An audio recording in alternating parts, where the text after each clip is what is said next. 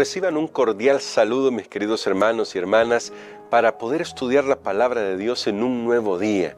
Les doy la bienvenida porque en el nombre del Señor vamos a ser fortalecidos con la lección de hoy, que se titula Aprendamos a deleitarnos en Jehová. Y vamos a ir de lleno al tema de hoy porque va a resultar muy interesante cómo, al comprender el contexto de algunos pasajes, Dios nos va a ayudar para que sepamos cómo esperar en Él, cómo deleitarnos en Él y también cómo tener aquello que tanto anhela nuestro corazón. Así que vamos a pedir la dirección de nuestro Dios.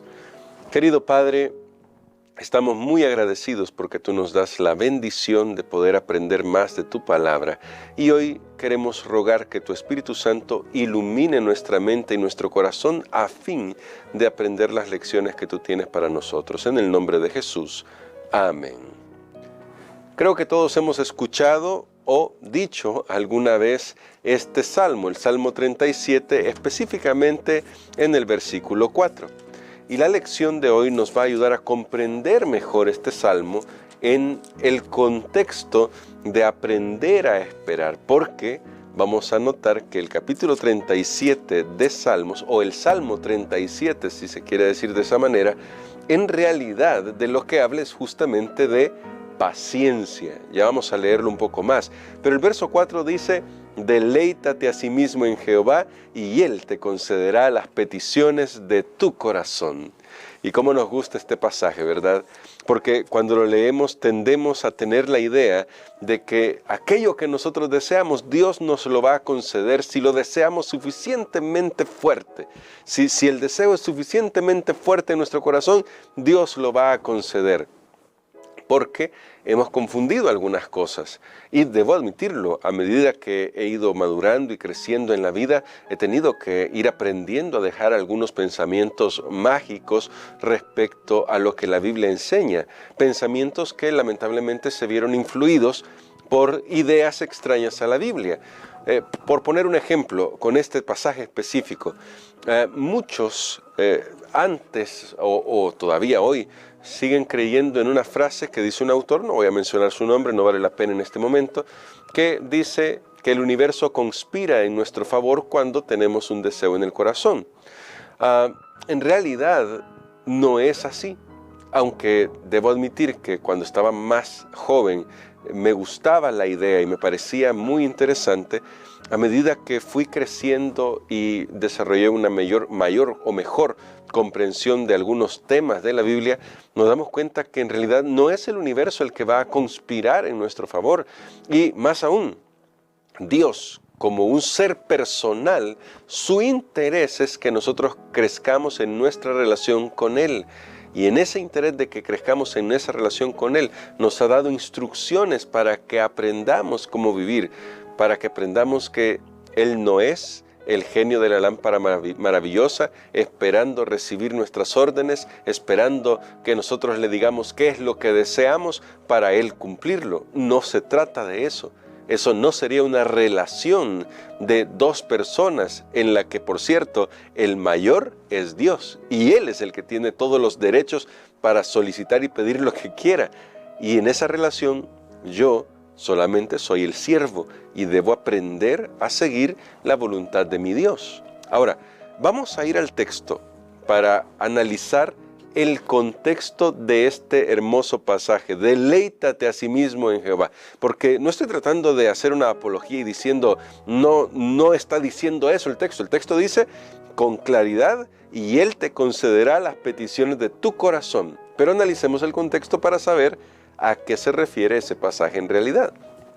Dice desde el verso 1, vamos a leer varios pasajes porque nos van a ayudar. Dice desde el verso 1 en adelante, estoy en el Salmo 37. No te impacientes a causa de los malignos, ni tengas envidia de los malhechores, porque como la hierba serán pronto cortados, y como la hierba verde se secarán. ¿Notan lo que está diciendo la palabra de Dios? Confía en Jehová y haz el bien. Habitarás en la tierra y te apacentarás de la verdad. Deleítate a sí mismo en Jehová, y Él te concederá las peticiones de tu corazón. Encomienda a Jehová tu camino, confía en Él y Él hará. Exhibirá tu justicia como la luz y tu derecho como el día. Guarda silencio ante Jehová y espera en él. No te alteres con motivo del que prospera en su camino por el hombre que hace lo malo. Al principio de la semana citamos este pasaje. Verso 8 voy ahora. Deja la ira y desecha el enojo. No te excites en manera alguna a hacer lo malo, porque los malignos serán destruidos, pero los que esperan en Jehová heredarán la tierra. Pues dentro de poco no existirá el malo, observará su lugar y ya no estará allí. Pero los mansos heredarán la tierra y se recrearán en abundancia de paz. Vamos a leer hasta el verso 11, hasta ahí, hasta donde hemos terminado la lectura. Son 11 versos de este salmo que es un salmo precioso. ¿Qué nos está diciendo Dios aquí? ¿Qué es lo que nosotros debemos aprender para deleitarnos en Jehová y para que las peticiones de nuestro corazón sean concedidas? Nota el primer verso, dice, no te impacientes por la prosperidad de otros. ¿Notan? Dios está queriendo darnos una lección. En primer lugar, aprendimos que la paciencia nos hace quitar nuestra vista de las cosas materiales y elevarlas hacia Dios. Entonces Dios dice, deja de impacientarte porque a otro le va mejor. Aquí habla del malo, pero también a veces podemos despertar envidias porque a otro, tal vez en la iglesia, tal vez en el trabajo, tal vez en la familia, tal vez en el ministerio, le va mejor que a mí. Entonces yo pienso, pero Señor, si yo también estoy aquí, si yo también estoy acá sirviéndote, ¿por qué le va mejor a él que a mí? Cuidado, no te impacientes, dice el verso 1. En el verso 5 dice el texto de la Biblia que debemos encomendar nuestro camino a Dios. Y luego continúa, confía en Él y Él hará. ¿Quién escribió estas palabras? Las escribió el rey David. Y noten que el rey David sabía qué significa confiar el camino de uno en las manos de Dios para que Dios se encargue. Cuando se le presentó la oportunidad, y lo estudiamos esta semana, de eliminar a la competencia, ¿qué hizo David? ¿La eliminó? No. Él decidió confiar en Dios y decidió que iba a esperar a que Dios se encargara de su camino, porque siendo que Dios lo había llamado a ser rey, Dios también se encargaría de ponerlo en ese lugar. ¿Verdad que a nosotros nos cuesta eso? Nos apresuramos demasiado a querer llegar al primer lugar, y más cuando ya se nos ha dicho que vamos a tener ese primer lugar. Y gracias a Dios, Dios ya no le ha dicho mucho eso a las personas, porque imagínense cómo estaríamos ahora. El verso 7 lo estudiamos al principio de la semana. Guarda silencio. Dios sabe lo que va a hacer. No te impacientes, no te enojes, no te pongas airado porque a otro le va mejor y a ti no. Y tal vez reclamamos al cielo y decimos, Señor, si yo estoy tratando de hacer las cosas bien. Recuerde, mi amigo, mi amiga, recuerda, querido joven, señorita, no se trata en esta vida de que yo haga para recibir algo, no. Se trata de vivir para Dios porque Dios tiene un plan para nosotros. Y Él nos va a dar más de lo que nosotros imaginamos, pero no es que nosotros debemos poner nuestra vista en lo que vamos a recibir, porque el problema justamente radica en eso. Y ahí viene, y con esto de hecho, viene la explicación de deleítate a sí mismo en Jehová y Él te concederá las peticiones de tu corazón. Cuando nosotros dejamos de impacientarnos porque a otro le va mejor, cuando dejamos de airarnos y enojarnos porque veo que otro prospera y yo no, cuando le encomiendo mi camino a Dios y confío en Él y espero en Él, cuando guardo silencio delante de Dios y dejo que Él se encargue de dirigir mi vida, ¿qué creen que vamos a desear en nuestro corazón? ¿Qué es lo que vamos a desear en nuestro corazón? Note, no estoy tratando de decir que no vamos a desear cosas materiales. No es eso lo que estoy diciendo. Pero lo que estoy diciendo es que si en algún momento surge en nuestro corazón el deseo de algo material, será el resultado de haber pasado tiempo con Dios para edificar su reino. Por ejemplo, ¿por qué Dios no le negó riquezas a Abraham? ¿Y por qué Dios no le negó riquezas a Job?